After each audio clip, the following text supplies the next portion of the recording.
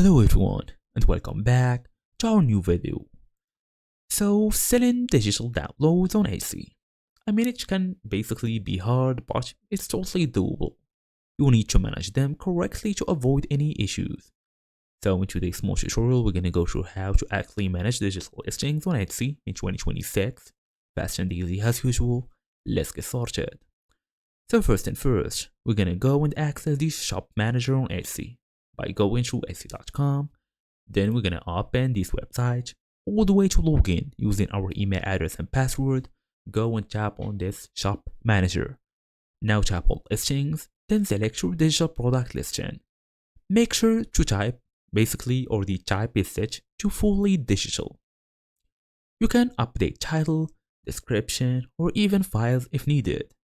All we're gonna do now is save the changes.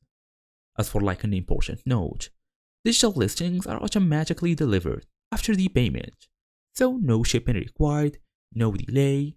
It's basically easier than you can think of. As for an approach app, clearly explain the file format, size, and even usage rights in your description to reduce support messages. For example, you are selling let's say a key or a file key that they may use for any Microsoft device or whatsoever.